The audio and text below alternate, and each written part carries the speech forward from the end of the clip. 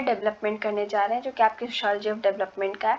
ये चैप्टर बहुत ज़्यादा डेवलपमेंट के आइडिया में बहुत ज़्यादा इम्पॉर्टेंट चैप्टर है, क्योंकि ये बात करता है कि कुछ कंट्रीज क्यों अंडर डेवलप्ड हैं, क्यों कहीं कुछ देशों में गरीबी रह गई और कुछ देश अमीर निकल गए हैं। ठीक है, इसके बारे में बात करता है। आप ऐसे लिख रहे हो, इसका आंसर लिख रहे हो, या यूपीएससी अगर उसका मोटिव वगैरह आपका हो तो उसमें आप इसको आराम से कोट कर सकते हैं। बहुत ही इंपॉर्टेंट थ्योरी है। तो देखिए एक्चुअली क्या हुआ था कि इसको 1950 के समय 1950s के टाइम पे ये थ्योरी आती है, डिपेंडेंसी थ्योरी जिसको बोला जाता है। एक मान के चलिए गाइडेंस था किसका, director of United nation economic commission for Latin America. तो एक यूनाइटेड नेशन की कमीशन बनी थी लैटिन अमेरिका के लिए। तो आपको पता होगा कि जो अमेरिकन कॉन्टिनेंट है वो दो है, एक नॉर्थ अमेरिका जहाँ पे अमेरिका कनाडा जैसे बहुत ही अमीर देश है, और दूसरा लैटिन अमेरिका या साउथ अमेरिका आप सिंपली कहिए तो वहाँ पे जो कंट्रीज़ है वो आर्थिक रूप से बहुत पिछड़ी हुई और बहुत गरीब है। ठीक है, कमेंट में बताइएगा कि लैटिन अमेरिका किन किन देशों को कहा जाता है। तो यहाँ पे एक कमीशन बिठाई जाती है यूनाइटेड नेशन द्वारा कि यहाँ पे स्टडी करें कि प्रॉब्लम कहाँ आ रही है, कि यहाँ पे आर्थिक डेवलपमेंट नहीं हो पा रहा है या आर्थिक ग्रोथ नहीं हो पा रही है, इकोनॉमिक ग्रोथ नहीं हो पा रही। तो प्रेबिश रॉल प्रेबिश के अंदर एक कमेटी बिठाई गई और इनकी टीम्स ने मिलकर स्टडी की। तो इससे पता चला कि जो अमीर देश है उनकी एक्टिविटीज की वजह से, अमीर देशों के कुछ कार्यों की वजह से गरीब देश गरीब रह रहे हैं। अब इसको सिंपल तरीके से इन्होंने समझाया है। मान लीजिए कि जो गरीब कंट्री है वो अपने देश से कुछ प्राइमरी कमोडिटीज, यानी मान लीजिए कि एक फैक्ट्री है अमेरिका में जो कि कपड़े बनाती है। तो कपड़े बनाने के लिए उसको चाहिए या तो ऊन चाहिए या तो मान के चलिए कि कॉटन चाहिए। तो ये गरीब देशों से कॉटन लेके आएगा और अपने देश में, मतलब कॉटन लाके अपने देश में कपड़ा बनाएगा। ठीक है, और फिर वो जो कपड़ा बन गया उसको दोबारा उस गरीब देश में जहाँ से उसने सामान लिया था वहाँ बेच देगा। ठीक है, एंड इसी को इन्होंने बेसिकली डिपेंडेंसी थ्योरी बताई है। सिंपली आप इस तरीके से समझिए जैसे अंग्रेज भारत में क्या करते थे। तो अंग्रेज क्या करते थे, उनको नील की आवश्यकता थी कपड़ों को रंगने के लिए, तो वो नील की खेती जबरदस्ती भारत में करवाते थे। यहाँ से नील इकट्ठा करके वहाँ पे कपड़ों को अपने मतलब डाई वगैरह करते थे, फिर वही कपड़े बना के भारत में बेचते थे। सेम सिचुएशन डिपेंडेंसी थ्योरी में हो रहा है। और ये जो पूरा ग्रुप है रॉल प्रेबिश के साथ या प्रीबिश के साथ, ये लोग यही स्टडी करके अपना उत्तर निकालते हैं और इसी को डिपेंडेंसी थ्योरी कहा जाता है। डिपेंडेंसी क्यों, क्योंकि गरीब देश जो है वो अमीर देश पे डिपेंडेंट है और अमीर देश गरीब पे डिपेंडेंट है कि उसको और ज़्यादा शोषित कर सके। ठीक है, अब क्या होगा, जो कंट्री सिर्फ एग्रीकल्चर की चीज़ें एक्सपोर्ट कर रही है, मतलब अपने देश से बाहर भेज रही है, वो कभी भी इतना ज़्यादा पैसा कमा नहीं पाएगा। ठीक है, भी दिया सॉल्यूशन भी दिया इस प्रॉब्लम का कि गरीब देश जो अपनी खेती की चीज़ें हैं वो भेज रहे हैं और बाहरी जो अमीर देश है वो उसको बना के, प्रोडक्ट बना के उनके देश में भेज दे रहे हैं। ठीक है, तो इन्होंने कहा कि आप ऐसा काम करिए कि आप जो वहाँ से चीज़ें आ रही हैं, मतलब अमीर देश से जो चीज़ें बन के आ रही हैं, मैंने जैसे एग्जांपल दिया कि कॉटन जा रहा है और कॉटन का कपड़ा बन के वहाँ से आ रहा है, तो आप उनको मत खरीदिए। ठीक है, आप कुछ उस टाइप का बना लीजिए अपने देश में जिस भी क्वालिटी का आप बना सकते हैं, पर अमीर देश से जो बना बना फाइनल प्रोडक्ट आ रहा है उसे मत खरीदिए।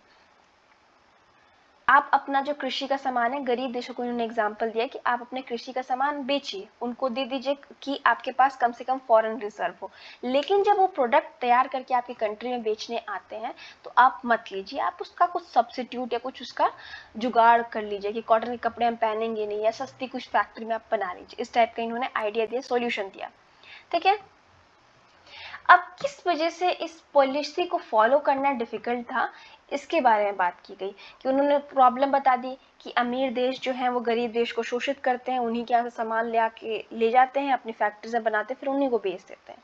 ठीक है, और फिर उन्होंने गरीब देश को सोल्यूशन दिया कि आप चीज़ खरीदिए मत, बस आप अपना चीज़ें जो है मार्केट में बेचिए जो भी आपके पास है। अब इसको फॉलो करने में प्रॉब्लम क्या है इसके बारे में हम देख लेते हैं। ठीक है, अब इन्होंने एग्जाम्पल दिया कि आप बाहर से जो चीज़ें आ रही हैं उसको मत खरीदिए। गरीब देश को इन्होंने एग्जाम्पल दिया कि अमीर देश अगर आपको फाइनल प्रोडक्ट दे रहे हैं, मान लीजिए ऊनी कपड़ा आपको बना के उन्होंने बेचा, ठीक है, आप मत खरीदिए। लेकिन प्रॉब्लम गरीब देशों के साथ ये है कि उनका जो इकोनॉमी या उनकी मार्केट का स्केल है वो बहुत छोटा है। अगर वो चीज़ें नहीं खरीदेंगे जो बाहर से बन के आ रही है तो फिर उनको दिक्कत हो जाएगा। दूसरा इशू ये है कि पॉलिटिकल विल क्या है। मान लीजिए कि कोई देश गरीब है, जैसे कि यहाँ पे लैटिन अमेरिका की बात की गई, तो वहाँ की पॉलिटिकल आंधी कैसी है, ठीक है, वो लोग क्या चाहते हैं कि हमारे यहाँ से जो प्राइमरी प्रोडक्ट जा रहा है, मतलब कृषि से संबंधित जो चीज़ें जा रही हैं बाहर अमीर देशों में, वो जाए या ना जाए, वहाँ जो सामान आ रहा है वो हमारे देश में बिके या ना बिके, ये सब भी बहुत मैटर करता है। मतलब उस देश में राजनीति किस तरीके की है। उसके बाद जो मतलब सबसे लास्ट इशू है ये है कि देखिए एक गरीब देश है तो उसका कितना कंट्रोल है कि क्या चीज़ें बाहर जा रही हैं और क्या चीज़ें बाहर से आ रही हैं। मतलब अब देखिए इसको कंट्रोल करना बहुत मुश्किल है कि क्या, मान लीजिए कि मैंने कहा कि मैं अपने देश का जो खेती होता हुआ सामान है, या मान लीजिए कि मैं अंग्रेजों के ज़माने में थी और मैंने कहा मैं नील नहीं बेचूंगी अंग्रेजों को, मैंने कह दिया, ठीक है, इससे तो ये नहीं हो जाएगा ना कि दूसरा मेरा भाई है वो नहीं बेचेगा या गाँव का कोई और नहीं बेचेगा, तो ये भी सिचुएशन।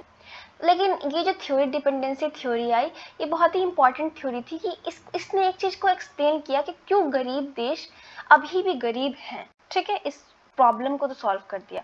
अब हम डिपेंडेंसी थ्योरी को एक्सप्लेन कैसे करेंगे, ठीक है, कि मतलब ये है क्या, इसको हम डिफाइन कैसे करेंगे कि डिपेंडेंसी थ्योरी है क्या। तो हम इस तरीके से बता सकते हैं कि कैसे एक्सप्लेन कर सकते हैं डिपेंडेंट होना, ठीक है।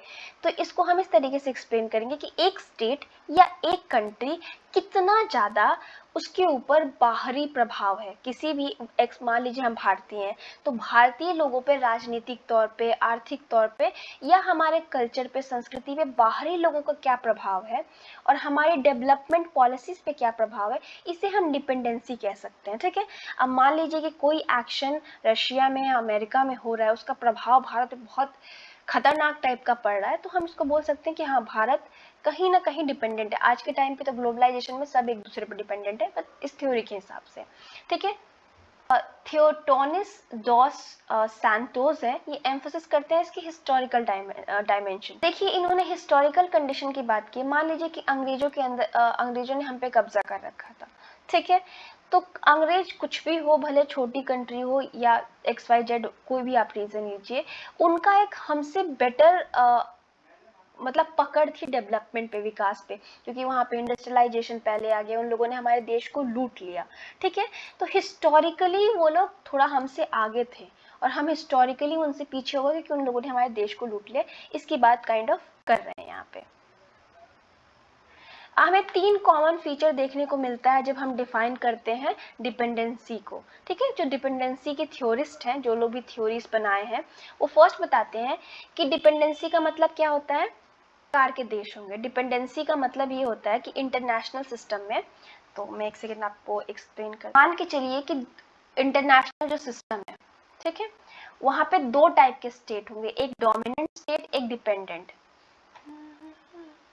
या इसको हम सेंटर और पेरिफेरी कह सकते हैं। एक सेकेंड, अब मान लीजिए कि कोई कंट्री रिच है, ठीक है, रिच कंट्री है जो जिसमें काफी ज्यादा डेवलपमेंट हो रखा है, और एक कंट्री है वो पुअर कंट्री है, ठीक है। तो हम पुअर को डिपेंडेंट भी बोल देंगे और इसको हम पेरिफेरी भी बोल सकते हैं। दोनों टर्म यूज किया है इस थ्योरिस्ट ने, जो लोग डिपेंडेंसी की थ्योरी लिखे हैं। और जो कंट्री अमीर है उसको डोमिनेंट भी बोल देंगे और सेंटर भी बोल देंगे। अब मैं एक्सप्लेन कर देती हूँ कैसे। मान लीजिए जो रिच कंट्री है, ठीक है, वो वर्चस्व तो रखेगा, वो सब कुछ डिसाइड कर रहा है कि कैसे व्यापार होगा। ये यहाँ से हमारे गरीब देशों से ये कच्चा माल लेके जा रहा है, अपनी फैक्ट्री में बना रहा है, फिर इसी माल से जो प्रोडक्ट बन के आ रहा है, फिनिश प्रोडक्ट जिसको बोलते हैं, वो यहाँ पे बेच दे रहा है, ठीक है, गरीब देशों को। तो डोमिनेंट यानी वर्चस्व हो गया। और सेंटर क्यों, क्योंकि सारी जो शक्तियां इसके पास ही हैं। अब ये डिपेंडेंट क्यों है गरीब देश, क्योंकि फाइनल प्रोडक्ट यहीं से आ रहा है और इसका जो मान के चलिए कृषि का जो माल है वो यहीं बिक रहा है, इसलिए वो डिपेंडेंट है गरीब देश। और उसके बाद ये पेरिफेरी भी है बिकॉज ये पिछड़ा हुआ है। तो इस चीज से आपको समझ में आ गया। उसके बाद इसको मेट्रोपॉलिटन या सैटेलाइट भी कहते हैं। मेट्रोपॉलिटन वही रिच कंट्री और सैटेलाइट वो गरीब कंट्री।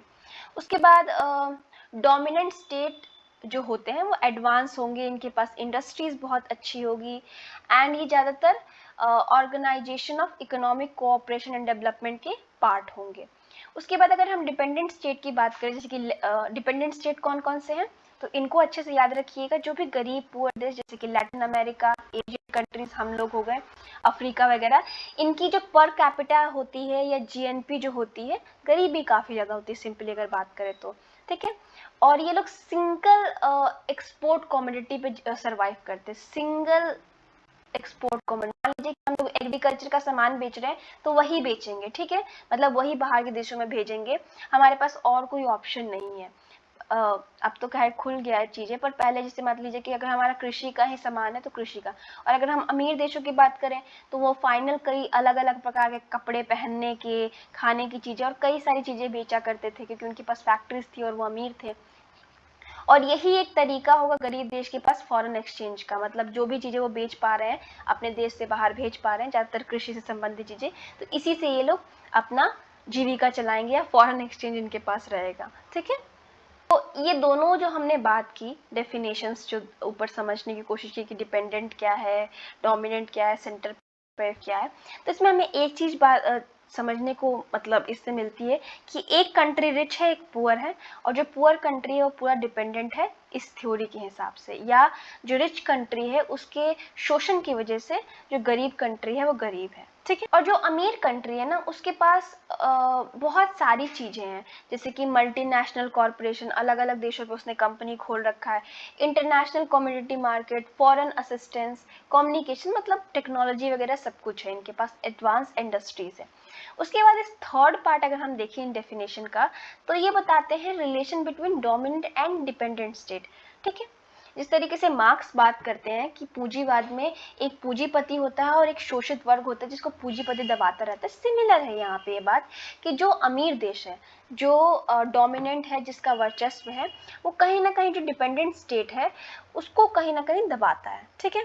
और अनइक्वल पैटर्न्स हैं, जैसे कि अमीर देश अमीर होता जा रहा है, गरीब देश गरीब होता जा रहा है। इसके बाद कहीं ना कहीं डिपेंडेंसी का मेन रीजन इतिहास है कि कुछ देशों ने कुछ देशों पे कब्जा किया, उनको लूटा, ये एक रीजन रहा है कि कुछ देश अमीर बन गए, कुछ गरीब रह गए।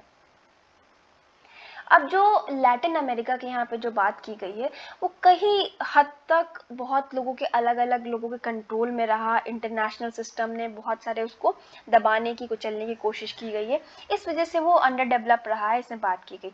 अब वर्ल्ड सिस्टम थ्योरी क्या है इसको देख लेते हैं। तो ये एक पर्टिकुलर स्कूल है जो कि इकोनॉमिक्स की स्टडी करता है, ठीक है, एंड और ये फर्नांड ब्रॉडेल सेंटर में ये बेसिकली इकोनॉमिक्स की स्टडी शुरू हुई, यहीं पे वर्ल्ड सिस्टम थ्योरी का इजाद होता है या वर्ल्ड सिस्टम थ्योरी आती है बेसिकली इकोनॉमिक्स स्टडी करने के लिए, या इकोनॉमिक्स का एक हिस्सा है जो कि न्यूयॉर्क में ये बेसिकली आई। अब इसका वैसे तो ओरिजिन सोशियोलॉजी में है, लेकिन anthropology, history, political science, economics सबका हिस्सा है पर्टिकुलर थ्योरी। और अगर हम बात तो वॉलेंस्टीन जो है और उनके बहुत सारे फॉलोअर्स ये बिलीव करते हैं कि जो वर्ल्ड है, जो पूरी दुनिया है, उस ये एक सेकेंड, मान लीजिए ये दुनिया है हमारी और यहाँ पे बहुत सारे रीजंस हैं जो एक कंट्री को अंडर डेवलप यानी गरीब या विकसित नहीं होने देते हैं, और बहुत सारी कंट्रीज अमीर हो जाती हैं, ठीक है। और वो आप कोई कंट्री मान लीजिए, बहुत सारी कंट्रीज वर्ल्ड के अंदर हैं, तो कुछ कंट्री रिच और कुछ कंट्री पुअर है, ठीक है। तो सिर्फ पुअर होने की रीज़न, मतलब अगर हम कोई कंट्री गरीब है तो उसका रीज़न ये नहीं है कि उसका इंटरनल रीज़न है, बहुत सारे बाहरी फोर्स हैं जो किसी कंट्री को गरीब बनाते हैं। यानी मान लीजिए कि एक कंट्री में रिसोर्सेज कम हो सकती हैं, रिसोर्सेज का सही से प्रयोग नहीं हो रहा हो, सही तरीके की सरकार ना हो, ये सब हम कारणों से कह सकते हैं कि एक पर्टिकुलर देश गरीब है। लेकिन ये वर्ल्ड सिस्टम थ्योरी के लिए नहीं, ऐसा नहीं है। इंटरनल रीज़न हो सकते हैं पर बाहरी रीजंस भी बहुत सारे होते हैं। तो ये जो फैक्टर्स बाहर से प्रभावित करते हैं, जैसे कि मान लीजिए कि global system of communication, communication के जो ग्लोबल सिस्टम है, या जो ट्रेड मैकेनिज्म है, या इंटरनेशनल फाइनेंशियल सिस्टम है, या मिलिट्री लिंक्स के बारे में बात करें, ये सब चीज़ें होती हैं। अब मान के चलिए कि कम्युनिकेशन या ये जो इंटरनेशनल फाइनेंशियल सिस्टम की बात करें, ऐसा क्यों कह रहे हैं? ग्लोबलाइजेशन की वजह से आजकल सारी कंट्रीज एक दूसरे से कनेक्टेड है, लेकिन आप नोटिस करेंगे कि जो यूनाइटेड नेशन है वो अमेरिका में है, ठीक है, अमेरिका में है, और बहुत सारे उसके ऑर्गेनाइजेशन हैं जो कि पूरी दुनिया के सारे जो दुनिया के कानून होते हैं उनको देख रेख करते हैं। तो जब अमेरिका सबसे पावरफुल है, अमेरिका में ही यूएन है, तो कहीं ना कहीं यूएन ऐसी चीज़ों को सपोर्ट करता है जो अमेरिका का फ़ायदा करे। बेसिकली यहाँ पे बात कही जा रही है कि जो शक्तिशाली देश होता है वो गरीब देशों पे हर तरीके से प्रभावित करता है। तो गरीब देश सिर्फ अपने निजी कारण की वजह से गरीब नहीं है, बाहर की शक्तियाँ उसको प्रभावित कर रही हैं, अमीर देश उसको प्रभावित कर रहे हैं, सिंपली यही बात की। इसलिए ये लोग ये थ्योरी ये भी एक्सप्लेन करती है, क्या करते हैं ये लोग कि पैटर्न ऑफ इंटरैक्शन देखते हैं डिफरेंट कंट्रीज के बीच में, और फिर क्यों इनइक्वालिटीज़ हैं ये भी देखते हैं कि किस तरीके से किस देश से दोस्ती है, किस तरीके से व्यापार हो रहा है, इस सब को स्टडी करते हैं और देखते हैं कि कितनी असमानताएं हैं अलग अलग देशों में, जिससे ये डिपेंडेंसी की थ्योरी